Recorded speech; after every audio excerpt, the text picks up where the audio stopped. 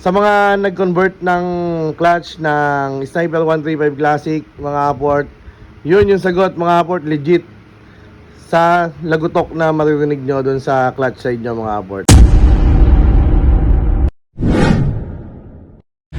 Good day mga aport! Ngayon gabi na naman, syempre yung gabi ay nakalaan lagi para kay projects kay mga aport. Kung maalala nyo yung problema natin nung nakaraan sa kanya, yung kumakalambag dun sa clutch side mga aport, ay sana masolusyonan na natin ngayong gabing ito. Dahil dumating na yung piyesang hinihintay natin mga aport, nakahanap na tayo ng clutch damper at dumating na tong balancer na in-order natin. Ito pakita ko sa inyo mga aport. Sheesh! Yung clutch damper mga aport ay dumating sa atin na nauna, kaya naikabit na natin dito agad. Ito wala ng plate to mga aport. Kaya shoutout ko lang yung nakuhanan natin ng clutch damper ng Sniper Classic 135 si Moto Corsa. Shoutout sa iyo boss, salamat ng marami. At ito naman yung pyesa na matagal nating hinintay mga aport. Ilang araw din bago dumating to mga aport, kaya natenga si Project Sky. Ito kasi yung karamihan na kinoment dun sa vlog natin na problema tayo dun sa lagutok. Na ito daw yung gamitin natin para mawala yung lagutok, kasi dalawa yung nag-comment doon na ito daw yung ginamit nila. Ito mismo, sinend pa yung link sa akin na ito daw yung gamitin. Kaya shoutout ko lang yung mga tropa natin na mabubuti na nagsasuggest kahit walang kapalit. Maraming salamat sa inyo mga aport. Ngayon, kakabitin natin to mga aport. Tignan natin kung mawawala ba yung lagutok. At ayun nga, makikita nyo mga aport. Yan, nakatiwang-wang to si Project Sky. Ngayon lang natin siya ulit magagalaw dahil nga ngayon lang dumating yung pyesa. Ngayon, kasama muna natin to mga aport. Baka ikasa pa ng iba. Gago! Ay, ba dyan? Yun, sok na sok nga mga aport oh. Yan, plug and play nga. Hindi nagkamali yung nagsuggest sa atin. Ngayon, kasana natin yung mga lining mga aport para maisalan na natin to.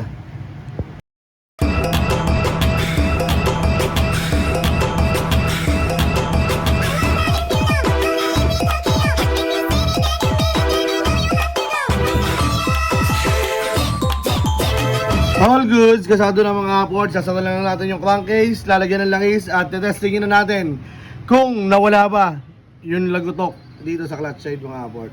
Let's go, let's go. Alright, nakabit na natin yung crankcase mga aport at yung drain plug sa ilalim, nakabit na rin natin. Napalitan na rin na pala natin yung oil filter na mga aport nung washable. Ano, makita nyo yung oil filter oh.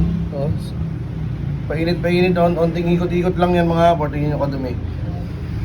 Kaya yung murang langis lang muna din yung gagamitin natin dito. At after 1 week, magpapalit din ulit tayo para ma-flashing lang yung loob, kasi nga matagal na stock to nung kinuha natin mga aport. Ngayon pa lang siya nagagamit talaga. Ngayon, kasalinan na natin ng langis mga aport para matesting na to.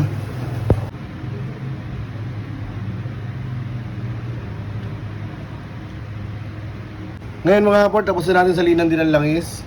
The moment of truth mga aport, sana wala nang lumagutok dito sa clutch side ni Project Sky. Sheesh, kakakabo, kakakaba, kakabaliw. Gago! Ay, ba dyan? Ito na, the moment of truth.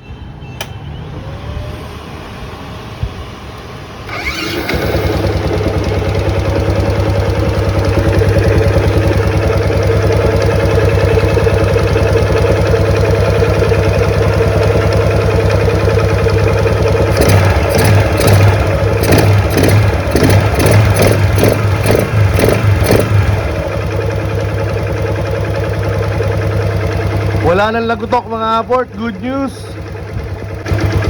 Kasi yung nakaraan mga aport, yung lumalagatok na sinasabi ko, pag binibigla lang si linya to, yung ginaganyan-ganyan, yun, may lumalagatok, tok, tok, mga ganon. Ngayon, tingnan mo, kahit biglayin natin mga aport, wala nang lagutok. Success. Salamat sa mga aport na nagsuggest nung silent gear na balancer mga aport. Salamat sa inyo. Solve na yung problema natin kay Project Sky.